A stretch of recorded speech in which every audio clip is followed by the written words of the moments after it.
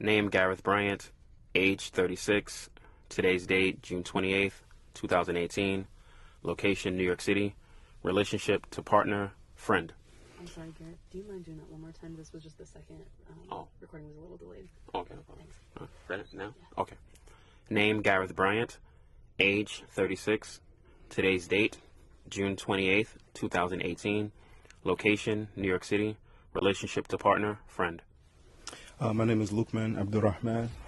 I'm 29 years old. Today is June 28th, 2018. We're in New York City and friend, relationship.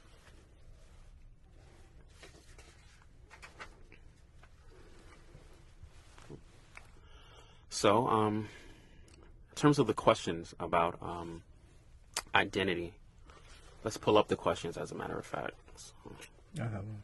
you got them? Yeah. I guess I can read them to you. Yeah. So this is the American Pilgrimage Project questions. And the first question is, which story from your life would help others understand what you believe? I would say for me personally, knowing my background as African American, one of those oppressed peoples in the history of the Western Hemisphere relative to the age of exploration and colonization, being a product directly of theft, rape, and murder via white supremacy, that has shaped my domestic and worldview in a very harsh extent in terms of how people view me and disfavor me. Now, as a Muslim, there's a lot of things that I had to allow myself to learn as well as unlearn in terms of viewing people, even people who benefit from the white supremacist narrative. It forces me as being Muslim first to view them with a more humanistic or humane lens, whereas before that lens didn't exist, like not for me, you know.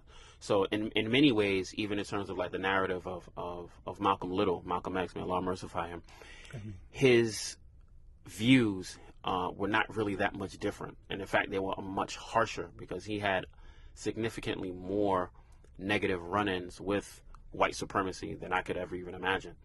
However, when he approached Islam and when he became Muslim in 1964 and he made a pilgrimage, he allowed himself to both learn and unlearn so that he can view people who on the surface, as per white America, fit that description of whiteness and benefited from white supremacy. He allowed himself to learn and unlearn what his view of those type of people were. Unfortunately, we live in a climate where white supremacy is at an all-time high, especially as per the shenanigans of the Trump administration.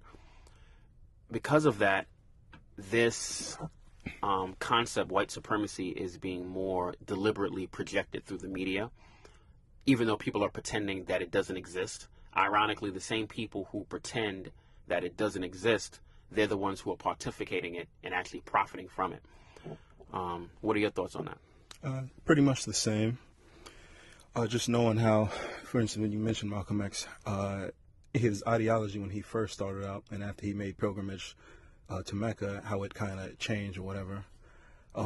Just growing up African American and knowing the history of America and what it's built upon, you know, you have people who come and migrate here thinking they know everything and they really don't. You know what I'm saying? It's like it's been the same kind of, you know, they've been on the same wave since it started, but you know, they put on masks and everything, and a lot of people really just don't know what's going on. So. Yeah, I mean, there's from my vantage point, from my lens, there's a lot of reasons why that takes place.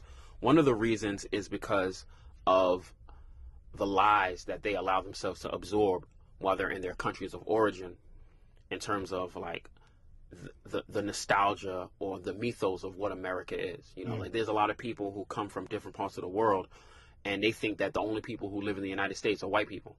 They still watching Beverly Hills 90210. You know, so that type of thing, you know. And Baywatch. Yeah, Baywatch, right. So when they come here, they get the reality on the ground that, okay, this is not what I was sold, you know. And when they are boots on the ground, whether they be in business or finance or whatever respective spheres I feel like they have the same motive as America, just money. Yeah, I mean, the profit motive is at the apex for anyone who deems to come to the United States. That whole concept of like land of milk and honey concept, that mythos, the American dream. Yeah, the American dream mythos, right? Which most people don't even get a chance to see that come to fruition in their own lives, or probably even in the lives of their children. In fact, I know a lot of people who are first generation immigrants and migrants to the United States.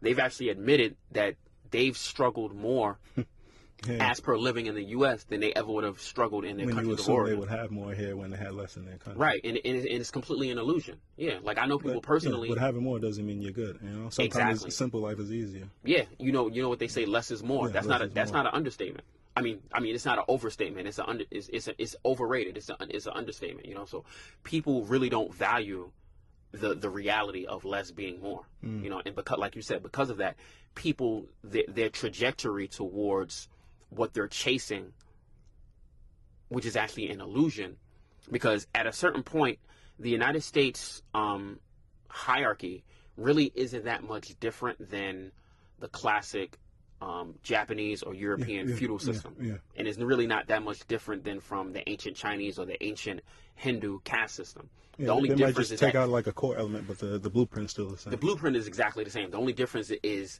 the permeability, versus those societies had little to no permeability in terms of being able to go through the different castes or classes. You know what I'm saying? Like you said, that rigidity still exists, but there's still like little like windows and pocket openings.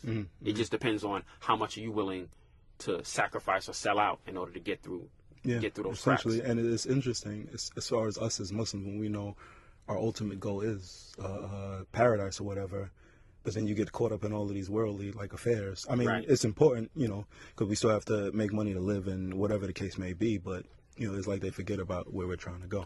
Exactly, right. And they forget that this is not our true home. Our true home is a paradise. And because of the sin of Adam, we got evicted. And we trying to get our lease back. You know what I'm saying? So, like you said, with that being said, since we're stuck here for an allotted time, we get so comfortable being here. It's like, okay, we don't want to leave. And because we don't want to leave, we invest so much in the mundane, and we invest little to nothing for the hereafter. You know, and because of that, this entire society, in all societies like it in the past, they've consistently and constantly thrived upon living for the now and not living for the future, which is the hereafter. So on that basis, everything is based on materialism. Everything is based on what you can amass, even though ironically, once you die, you're as poor as anybody else who you see on the street. With you. Right, exactly. So that's what that is. The second question, I'm a mirror it to you. Let me get it first. Hold on. Second question. Do you remember